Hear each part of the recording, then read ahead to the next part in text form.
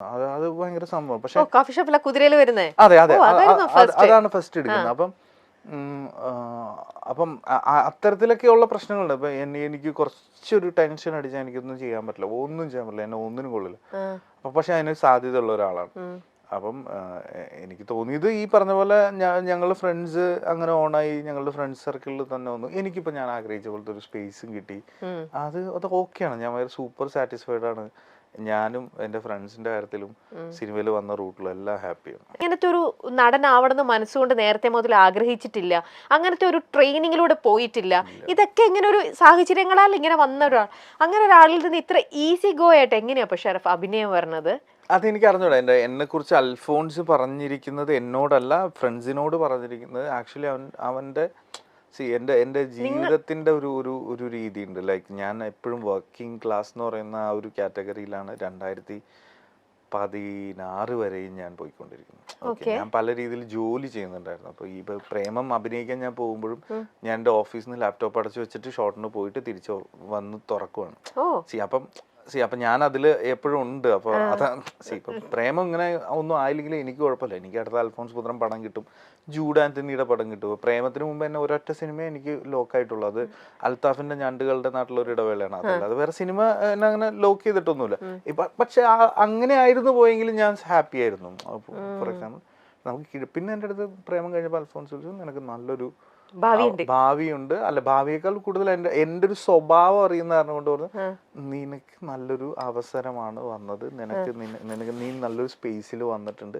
നീ ഇനിയെന്ന് വെച്ചിട്ടുണ്ടെങ്കിൽ ഇതിന്റെ താഴേക്ക് പോവാതെ മാക്സിമം നീ ഇവിടെ വന്നതിൻ്റെതായിട്ടുള്ള ഒരു സാധനം, അത് എനിക്ക് കുറെ കാലം കഴിഞ്ഞ് നിന്നെ കാണുമ്പോൾ എനിക്കും തോന്നണ ഒരു അഭിമാനം എന്ന് പറയുന്ന രീതിയിൽ എൻ്റെ അടുത്ത് കുറച്ചു നേരം സംസാരിച്ചു. അപ്പൊ സിൻസിയർലി എനിക്ക് തോന്നി ശരിയാണ്, ഭയങ്കരമായിട്ട് എല്ലാവരും ആഗ്രഹിക്കുന്ന സ്പേസ് ആണ്. ഞാനിവിടെ ഭയങ്കരമായിട്ട് നിൽക്കണം, അത് ഞാൻ വർക്ക് ചെയ്യണം. അപ്പൊ ഞാൻ അതിനുവേണ്ടി ശ്രമിച്ചു. അങ്ങനെയാണ് എനിക്ക് തോന്നുന്നത്. അങ്ങനെ അവിടെ നിന്നാണ് പിന്നെ ഓരോ പടികൾ കയറാൻ തുടങ്ങിയത്. സിനിമയെ സീരിയസ് ആയിട്ട് കണ്ട് സിനിമയാണെന്ന്. അതോടെ അപ്പം നേരത്തെ ചെയ്തിരുന്ന ജോലി എന്ന് പറഞ്ഞിരുന്നില്ല, അതപ്പോ അവിടെ വെച്ച് റിസൈൻ ചെയ്തോ? ഇല്ല, അത് ആക്ച്വലി എന്റേതായ ഒരു ബിസിനസ് ആയിരുന്നു. ഞാനൊരു 2008-9 ഒക്കെ ആയി കഴിഞ്ഞപ്പോ ഞാനൊരു വെബ്സൈറ്റ് ഓപ്പൺ ചെയ്തായിരുന്നു. ഒരു ട്രാവൽ കമ്പനി ഉണ്ടായിരുന്നു എനിക്ക്. ടൂറിസം. അപ്പൊ അതൊരു വെബ് ഓറിയന്റഡ് ബിസിനസ് ആണ്. അപ്പൊ അത് ആ കാലഘട്ടത്തിൽ ഭയങ്കര ഇതായിരുന്നു. ഞാൻ പറയണെങ്കിൽ ആ സമയത്ത് അതില്ല. ആ സമയത്ത് ഇവിടെ ഇല്ല. മേക്ക് മൈ ട്രിപ്പോ അല്ലെങ്കിൽ അങ്ങനെ കുറച്ച് നോർത്ത് ഇന്ത്യൻ കേരളത്തിൽ 2-3 ഗ്രൂപ്പ് ഒക്കെ ഉള്ളു. അപ്പൊ അത് ഭയങ്കര നല്ലായിരുന്നു ആ സമയത്ത്. ആ ഒരു സ്റ്റാർട്ടപ്പ് എന്നുള്ള ലെവലിൽ അത് ഭയങ്കര ഇതായിരുന്നു. അതിപ്പോഴും പോകുന്നുണ്ട്. അതിപ്പോഴും പോകുന്നുണ്ട്, നൈസായിട്ട് ഓടുന്നുണ്ട്. അപ്പൊ ഷറഫ് അതിനകത്ത് ഇപ്പോഴും ഇൻവോൾവ് ആണോ അതോ സ്റ്റാഫ് ഒക്കെയാണോ അത് കംപ്ലീറ്റ് മാനേജ് ചെയ്ത് അതൊക്കെ മാനേജ് ചെയ്ത് പോകണം? ഞാനൊരു 2017 കംപ്ലീറ്റ്ലി അവിടെ നിന്ന് ഇറങ്ങിയായിരുന്നു. 2017 കംപ്ലീറ്റ്ലി ഞാൻ അവിടെ നിന്ന് ഇറങ്ങിയത്. അപ്പൊ ഇപ്പൊ അതിനകത്ത് ഒരു രീതിയിലും ഇൻവോൾവ് അല്ല. ആക്ച്വലി ഞാൻ എൻ്റെ ഒരു പൊസിഷൻ അവിടെ ഉണ്ടെന്ന് മാത്രം, ഒട്ടും ഇൻവോൾവ് അല്ല. ഓക്കെ, ഏത് സിനിമ എന്ത് ചെയ്താലും ഷറഫിന്റെ അത് ഷറഫ് കറക്റ്റായിട്ട് പ്ലേസ് ചെയ്യുന്നുണ്ട്. ആ സിനിമ കണ്ടു കഴിഞ്ഞ് ഞങ്ങളെപ്പോലത്തെ ആൾക്കാർ ഇറങ്ങുമ്പം ഷറഫിന്റെ ക്യാരക്ടർ ഞങ്ങളുടെ മനസ്സിലുണ്ടാവും കറക്റ്റായിട്ട്. അത് അങ്ങനെ ഞങ്ങൾക്ക് വളരെ വെറുതെ ഇങ്ങനെ പാസിംഗ് ഷോട്ട് പോലെ നമ്മൾ കണ്ടു മിന്നായും പോലെ പോവല്ല, നമ്മൾ ആ ക്യാരക്ടറിനെ കൂടെ കൊണ്ടുപോകുന്നുണ്ടാവും. അത് ഷറഫ് ചെയ്ത ഈവൻ നമ്മൾ ആ ഫഹദിന്റെ കൂടെ വരുത്തലിലും വെറുപ്പിക്കാൻ പോലും അത് അങ്ങനെ നമ്മളിങ്ങനെ കൊണ്ടുപോകാതെ എനിക്കതൊക്കെയാണ്. അത് ഇത്ര ഈസി ആയിട്ടൊക്കെ എത്തത് ഹാൻഡിൽ ചെയ്തു, എത്ര നല്ല രീതിയിലാണ് ചെയ്തത്. ഇപ്പം അങ്ങനത്തെ ഒരു നെഗറ്റീവ് ഷെയ്ഡ് ചെയ്തപ്പം അയ്യോ ഞാൻ ഇനി അങ്ങനെ ഒരു ഇതിലേക്കായി പോകും, ഇനി എനിക്ക് കൂടുതലും ഞാനിപ്പോൾ ചെയ്തു ഹിറ്റായി കഴിഞ്ഞാൽ എനിക്കിനി വരാൻ പോകുന്നതെല്ലാം അങ്ങനത്തെ ഒരു നെഗറ്റീവ് ഇതിലുള്ളതായിരിക്കും, ഞാൻ അങ്ങനെ ഫ്രെയിം ചെയ്യപ്പെടുവോ? അതൊക്കെ ചിലരെ പേടിപ്പിക്കുന്ന ഒരു കാര്യങ്ങളാണ്. അതൊക്കെ അങ്ങനെയുള്ള പേടികളൊക്കെ ഉണ്ടായിരുന്നു. സാധാരണ മനുഷ്യൻ്റെതായ എല്ലാ പേടികളും ഉണ്ടായിരുന്നു. വടത്തനിലെ ക്യാരക്ടർ ശരിക്കും ഒരു മോളസ്റ്ററാണ്. അയാൾ ഒരു സൊസൈറ്റിയിൽ കിട്ടാവുന്നതിൽ ഏറ്റവും മോശം ആളാണ്. അപ്പം ആ ക്യാരക്ടർ ചെയ്യുമ്പോൾ ബേസിക്കലി എനിക്ക് അതിൻ്റെ എനിക്ക് ഒട്ടും വർക്കാവാത്ത കാര്യങ്ങളിലും അപ്പം ഞാൻ എൻ്റെ മെൻ്റൽ സ്റ്റേറ്റും കൂടി ഞാൻ നോക്കണമല്ലോ. അപ്പോൾ എനിക്കത് ഞാനപ്പോൾ അതിനോട് ആദ്യം എനിക്കൊരു ഇച്ചിരി ബുദ്ധിമുട്ടുണ്ടായി. പക്ഷെ എന്നെ ഒരു അമൽനീര പടം അല്ലെങ്കിൽ ഞാൻ ചെയ്യാനുള്ള ഒരു സാധ്യതയില്ല ഉള്ള കാര്യം പറയാമല്ലോ. കാരണം ഞാൻ പുള്ളിയുടെ ഫാനായതുകൊണ്ട് പുള്ളിക്ക് എനിക്ക് ഈവൻ അൽഫോൺസ് എന്നെ വിളിച്ചപ്പോൾ ഞാൻ അൽഫോൺസിൻ്റെ അടുത്ത് പറഞ്ഞു എന്നാലും പിടിക്കാൻ പറ്റൂല, എൻ്റെ ക്യാരക്ടർ മാറ്റണമെന്ന് ഞാൻ പറഞ്ഞ് നിർബന്ധിച്ച് ഒരുപാട് പ്രശ്നമുണ്ട്.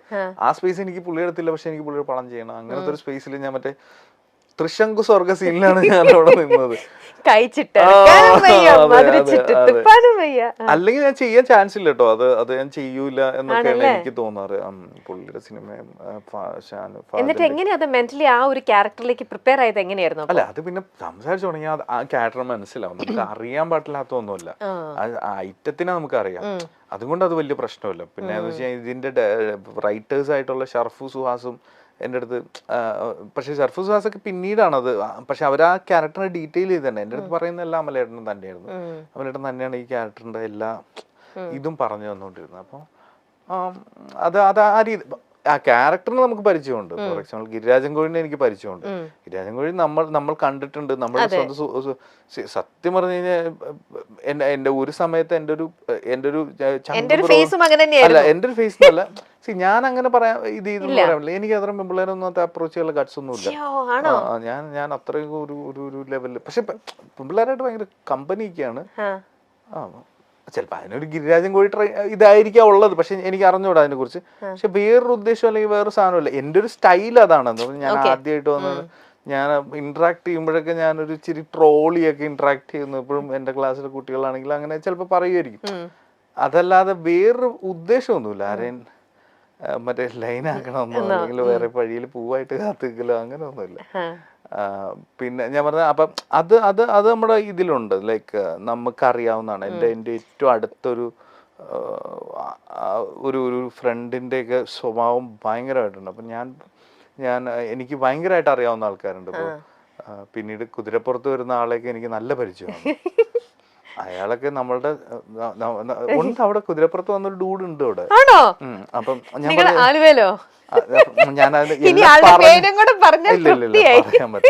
പറയാൻ പാടില്ല. അപ്പൊ ഞാൻ പറഞ്ഞത്, അപ്പൊ ഇതെല്ലാം അവിടെ ഉള്ള പരിസരങ്ങളിൽ തന്നെയൊക്കെ കണ്ടിരിക്കുന്നത്. അപ്പൊ റിലേറ്റ് ചെയ്ത് അഭിനയിക്കാനൊക്കെ വളരെ ഈസി ആയിരുന്നു. അതെ അതെ. പിന്നെ കുറെ ഡയലോഗ്സ് ഞാൻ എന്റെ കയ്യിൽ നിന്ന് തന്നെ കിട്ടും. കുറെ ഡയലോഗ്സ് ഉണ്ട്. കുറെ ഡയലോഗ്സ് എന്നല്ല, അതിൽ കുറെ എനിക്ക് തന്നെയാണ് വിട്ടു തന്നേക്കുന്നത്. എന്റെ അടുത്ത് തന്നെ ഇത് ചെയ്യാൻ പറഞ്ഞിട്ട് ഇരിക്കുന്നതാണ്. അപ്പൊ മറ്റേ ഇവിടുത്തെ സീനുകളാണെങ്കിലും പാലത്തിന്റെ മേലുള്ള സീനുകളാണെങ്കിലും അപ്പോഴാണ് അതിന്റെ ഒരു പരിപാടി ഉണ്ടായേക്കുന്നത്. അപ്പൊ അൽഫോൺസ് ആണെങ്കിലും എന്താ പറയാ, എന്റെ കസ്റ്റഡിയിലേക്ക് തന്നു, അതിന് നീ ഹാൻഡിൽ ചെയ്യുന്നുള്ള രീതിയിൽ. അപ്പൊ ഞാനാണെങ്കിലും അതിങ്ങനെ സിജു വരട്ടെ എന്നൊക്കെ പറയുന്ന ആ ഒരു സ്പേസ് എനിക്ക്. അപ്പൊ സിജു വരട്ടെ ഞാനല്ല പറഞ്ഞത്, പക്ഷെ സിജുവിനെ അതിന്റെ ഇടയിലേക്ക് അൽഫോൺസ് തള്ളി വിട്ടാണ്. നീ ഇതിലെ പോകും. അപ്പൊ സിജു ഒരു ഡൗട്ട് അടി, അല്ല ഞാനിപ്പോ ഇതിലെ പോയി കഴിഞ്ഞാൽ എങ്ങനെ ഞാൻ അവിടെ പോടാന്ന് പറഞ്ഞിട്ട് ഒറ്റ വിടലാണ്. സൈക്കിളായിട്ട് സിജു പിന്നെ വന്ന് നിൽക്കുന്നത്. സിജു എന്റെ പുറകിൽ വന്നേക്കുന്നത് എനിക്ക് അറിയാൻ കൂടിയില്ല ആ സീൻ എടുക്കുമ്പോ.